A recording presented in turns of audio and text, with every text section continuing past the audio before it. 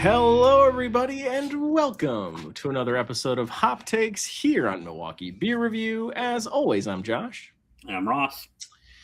And today, we've got a Wisconsin beer that we're going to try. And unlike 2 weeks ago, because we skipped another week in there, unlike 2 weeks ago, it's actually the same beer we're going to drink tonight. How coordinated we are. So coordinated.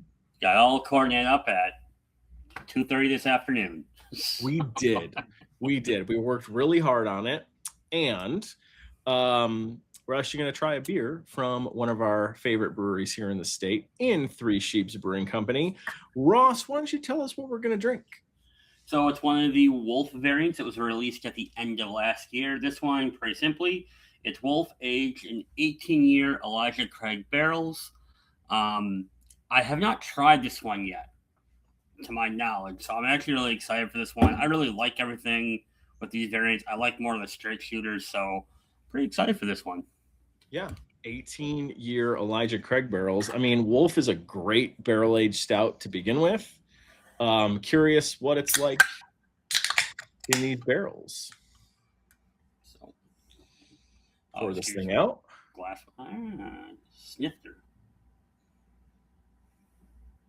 And the other things I like about Wolf is it's a thinner stout. It's not a super thick barrel-aged stout, but it tends to have the mouthfeel of a deeper, more highly viscous stout. It's got such a distinct, as I'm pouring it, I can already start to smell it and everything. It's so. It looks very stouty. Yeah. To the nose we go. Yeah. Oh, yeah. Bourbon's there, that like chocolate fudginess, that sweetness is there. Vanilla. Yep. Oh, man. This one's definitely got, it has a little bit of a spicier nose to me, like a little bit more barrel, a little bit more bourbon bite, maybe a little bit on the nose. I see what you're saying. I mean, to me, though, like, Wolf and the variants is just always one of my favorite stouts. Mm-hmm. And just on the nose, it's such a distinct on the nose. I know if I did this blind, I would get it wrong. I'll look like an idiot. You totally would. Yeah. It just smells so good on the nose. So should try this thing out. We should. Let's do it. Cheers. Cheers.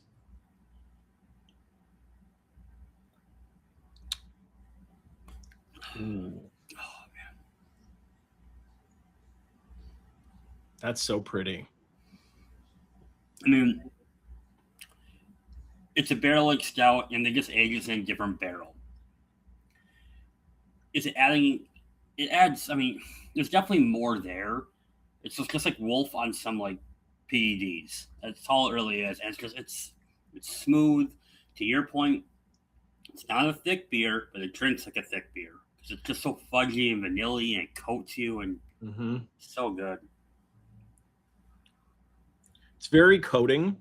It's not hot up front. I think it starts sweeter and then it gets a little creamy, and then like mid palate, I do think the bourbon kind of kicks up a little bit more, like mid palate, and it finishes a little bit spicier, like from a bourbon perspective, not a spiciness perspective, but from a bourbon perspective out the back end of this beer, it starts to overtake, I think, some of those standard kind of creamy, vanilla, chocolatey notes you get out of Wolf. Typically, it's a more spirit forward Wolf, which I kind of expected, more spirit and barrel forward Wolf than their standard release.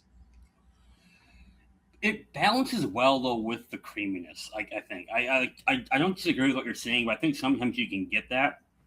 You get that bourbon bite at the end, and it completely overpowers everything you just had. And this just kind of, in my opinion, it's got that really nice, smooth transition from the creaminess, the fudginess, and vanilla taste, right into that bite that you get at the end. And it just, because of the coating, everything else is still there. We should really It'd be great to drink a beer like this alongside of the base Wolf. We tend to do that a lot on the channel when we're doing like our big main episodes. But it'd be interesting to drink them back to back to see the difference, because I'm trying to draw on what I remember about exactly what a Wolf tastes like. I do feel like it's more subdued on the barrel and spirit characteristics than this beer is. And it's funny you say that, because I'll be honest, I can't remember the last time I drank a base Wolf, because I have so many variants of it. I just keep drinking those. So I would love to do that at some point. Just between you and me, we probably have a ton of these random variants just laying around. Just line them up. We've got triple barrel Wolves, double barrel Wolves. We have an entire half a year's worth of Three Sheeps beer to go pick up at the brewery right now. Yes, we do. We haven't been there since December, and it's June. Jeez, that's right. Yeah, we picked this up in December. Yes, we did. One thing we got. Yes, we did. It's really good. Like, this is an awesome beer. It's really well made. I'm gonna go 4.5 on it. I think it's just a really well made, really well constructed beer.